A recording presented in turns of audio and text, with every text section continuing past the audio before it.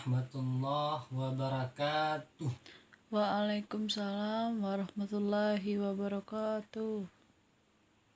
Baik ibu-ibu, bagaimana kabarnya bu? Alhamdulillah Pak, baik. Alhamdulillah. Sudah sarapan? Sudah. Oke, kali ini kita akan membahas tentang pembelajaran dalam modul perlindungan anak. Nah, saya mau tanyakan nih kepada Bapak dan Ibu semua yang ada di sini. Mungkin di rumah sudah membaca-baca dan membuka buku pinternya dan modul pembelajarannya. Sudah, Bu? Sudah Pak. Baguslah Bu kalau sudah. Tahu pengertian dari perlindungan anak, Bu? Sedikit-sedikit Pak. Belum Baik. Pak.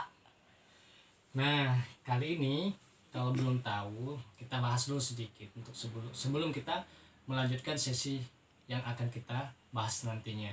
Nah, pengertian anak di sini dijelaskan dalam Undang-Undang Nomor 35 Tahun 2014 tentang perlindungan anak. Dalam pasal 1 dijelaskan bahwa anak itu adalah seseorang yang belum berusia 18 tahun atau yang termasuk dalam kandungan ibu. Itu disebut sebagai anak. Itu pengertian anak ya Bu-ibu. Ya Pak. Ya, ini harus dipahami.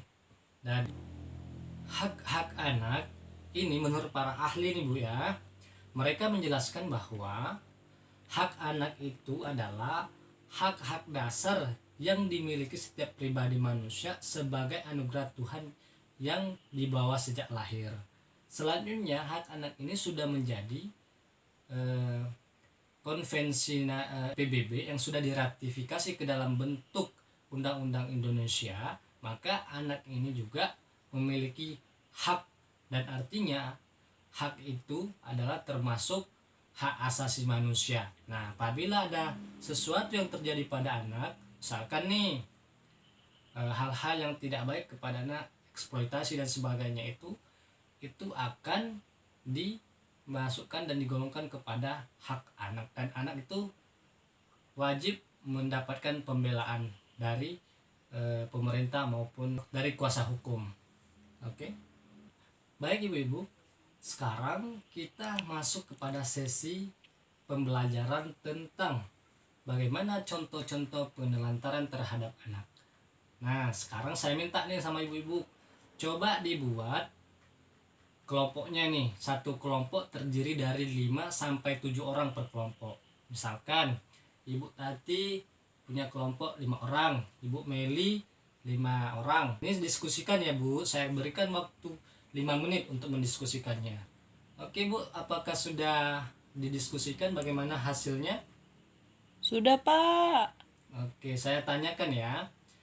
Contoh-contoh tindakan penelantaran itu seperti apa Bapak Ibu? Tidak memberikan makan Pak. Oke. Tidak memberikan izin sekolah Pak. Bagus sekali Pak jawabannya. Terima kasih Bu-ibu ya.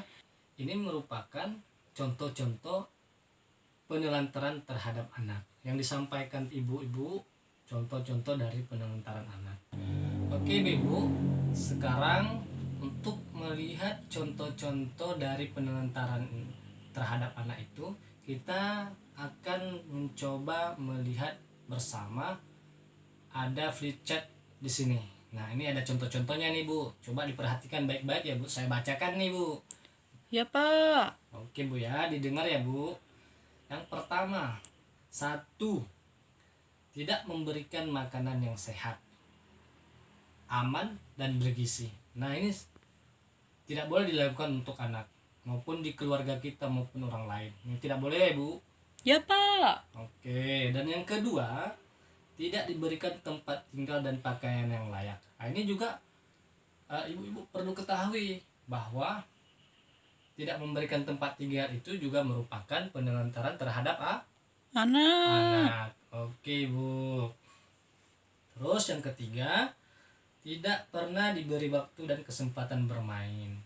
Nah, sementara perlu kita ketahui bersama bahwa anak ini lebih suka bermain supaya apa? Dia lebih banyak mendapatkan pengetahuan, pengalaman dari lingkungan sekitarnya. Nah, oleh karena itu orang tua itu wajib memberikan luang kepada anak itu supaya anak ini bisa bermain secara mandiri dan bisa belajar dengan bermain.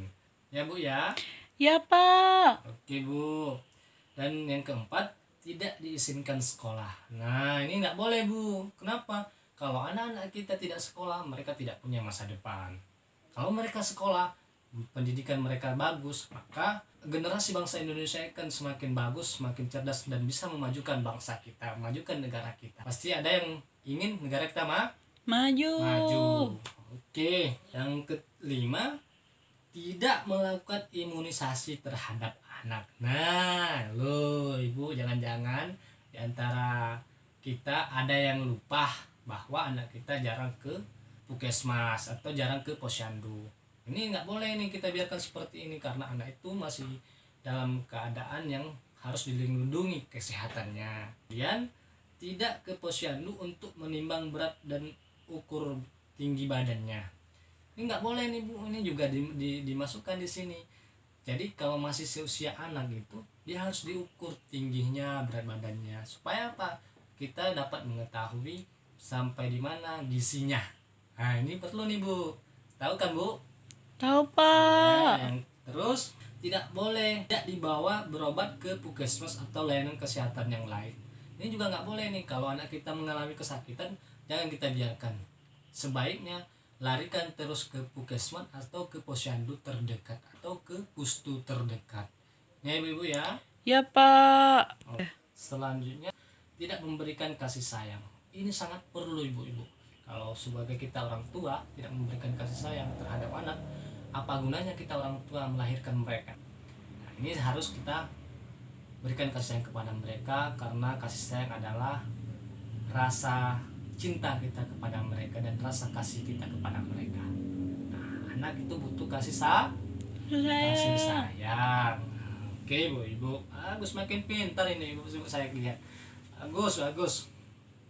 Terus tidak memberi perhatian. Ini sama saja, umpamanya tidak memberi kasih sayang. Ini sama saja dengan memberikan perhatian. Terkadang anak lagi punya keluhan, punya kendala, punya kesusahan, tapi kita tidak mampu memberikan perhatian kepada anak. Sementara mungkin anak itu butuh perhatian dari orang tuanya. Kenapa? Ketika dia punya masalah, orang tua lah yang harus di depan memberikan perhatian terhadap anak. Nah, ini perlu ibu ketahui ya ibu. Ya, Pak. Terus tidak mendengar pendapat. Ini juga harus kita dengar pendapat meskipun mereka salah, tapi harus kita dengar pendapat mereka. Terus tidak memberi kesempatan beribadah. Ini apalagi kalau kita tidak memberikan kesempatan mereka untuk beribadah, apa artinya kita sebagai orang tua tidak dapatkan doa yang sempurna dari mereka? Karena salah satu anak yang baik adalah anak yang mendoakan orang tuanya. Betul ibu-ibu. Terus tidak mengenalkan nilai-nilai baik dan buruk. Nah, ini juga tidak boleh kita biarkan anak itu sembrono. Kita harus ajarkan mereka nilai-nilai yang baik. Di mana yang ada hal-hal yang buruk yang mereka tidak lakukan, itu harus kita cegah. Tak boleh kita ajarkan. Dan kalaupun mereka melakukan itu, kita harus memberikan pendidikan dan memberikan batasan yang tidak seharusnya mereka lakukan. Terus tidak mengajarkan untuk menghargai orang lain atau berhubungan dengan orang lain. Kemudian ditinggal sendiri. Nah, ini juga anak itu masih usia yang cukup balita itu jangan kita tinggal, karena mereka mungkin akan takut dengan kepergian orang tuanya. Dia bisa depresi dan sebagainya. Terus didiamkan dalam kurun waktu tertentu, kemudian tidak dipedulikan atau dan lain-lain. Ini kita selaku orang tua ya Bu harus mengerti apa yang diinginkan oleh anak.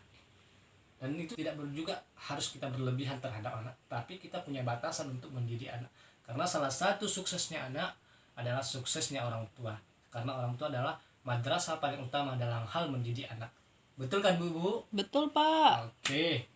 Kalau betul, kita lanjutkan ke pembahasan yang selanjutnya. Jadi begini Bu, saya akan menanyakan kembali, apa akibat dari penelantaran anak? Ayo. Apa Bu Ibu tadi? Malas pergi sekolah, Pak. Malas pergi sekolah. Yang lain? Kurang gizi, Pak. kurang gizi. Ya betul ibu. Kalau dia sudah putus sekolah, berarti orang tua tidak memberikan kesempatan untuk dia bersekolah. Ini perlu kita ketahui bahwa kita lihat nih, ada flip chart tentang penelantaran anak. Ibu-ibu boleh melihat nih di buku halaman 37. Bu, lihat buku pintarnya ya Bu, Ya, tentang Pak. akibat penelantaran. Nah, kalau begitu saya bacakan ya Bu. Ya, Coba Pak. dilihat bukunya ya. Pertama, akibat penelantaran terhadap anak. 1, putus sekolah. Putus sekolah anak, maka akan terjadinya kebodohan terhadap anak karena orang tua tidak mengizinkan anak untuk sekolah. Ini 1. Yang kedua, kurang gizi. Nah, kurang gizi ini karena orang tua tidak memberikan makanan yang sehat, makanan yang aman, makanan yang bergizi.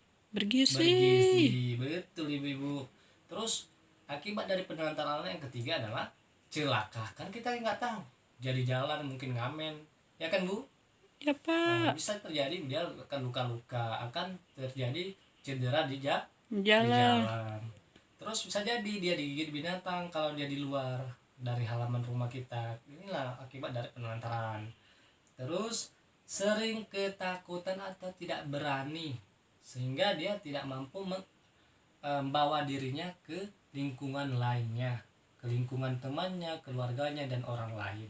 Ini harus kita waspadai Bu, supaya anak-anak kita ke depan mereka tumbuh berkembang dengan baik Baik. dan Berprestasi. bagus. Terus selanjutnya, kemampuan berbahasa mereka itu rendah karena mereka tidak dididik dengan bahasa yang santun, dengan kekayaan bahasa yang kita gunakan. Nah, ini mereka akan mengalami hal-hal yang seperti ini. Terus anak itu akan merasa tidak aman. Kenapa tidak aman? Karena inilah akibat dari penelantaran Anak. anak. Terus susah Bergaul. Nah, ini hal yang seperti ini harus kita cegah supaya kita nih yang kumpul di sini nih Ibu, harapannya semua anaknya itu adalah bisa Sukses. bisa membahagiakan orang Orang bisa tua. membahagiakan ibu-ibu Ibu-ibu. sekalian. Betul, makasih Bu udah dijawab. Terus mengalami masalah penyesuaian diri pada masa yang akan Kan datang dan sebagainya. Inilah sesi pembelajaran kita pada kali ini. Kita sudah mengetahui bagaimana contoh-contoh penelantaran terhadap anak. Kita sebagai orang tua nih, saya berpesan nih sebagai seorang pendamping untuk ibu-ibu, mari kita jaga anak kita didik dengan baik, kita rawat mereka, kita berikan segizi, kita berikan kasih sayang dan perhatian. Nah, ini adalah tanggung jawab kita sebagai orang tua, apalagi seorang ibu, karena pendidikan utama itu atau madrasah utama itu adalah di tangan orang tua. Artinya apa? Supaya anak-anak kita ke depan mereka tumbuh kembang dengan prestasi yang baik, dengan pengalaman yang baik, dengan pengetahuan yang tinggi, dan mereka mampu membawa diri mereka ke lingkungan yang lebih baik dan bisa bermasyarakat. Untuk apa Bu? Gunanya adalah agar mereka dapat berbaur kepada seluruh lapisan masyarakat dan bisa memajukan bangsa kita ke depan. Ayo Bu, kita doakan supaya generasi kita bisa baik dan benar ke jalan yang diridhai Allah. Oke Bu, mungkin sampai di sini sesi pembelajaran kita, yakni contoh-contoh penelantaran terhadap anak. Oleh karena itu, ibu-ibu, saya sampaikan sekali lagi, ini penting untuk kita selaku orang tua melihat bagaimana kondisi anak-anak kita. Kita harus menjamin hak-hak mereka, kita harus melihat bagaimana hak-hak yang harus kita lindungi, dan kita selaku orang tua punya kewajiban untuk mendidik mereka. Baik Bu, terima kasih sudah berkesempatan bergabung di P2K2 kali ini, dan saya doakan kepada ibu-ibu semoga selalu sehat dan dapat pertemukan kembali oleh Allah SWT di lain waktu. Amin. Terima kasih. Billahi taufik wal hidayah. Wassalamualaikum warahmatullahi wabarakatuh.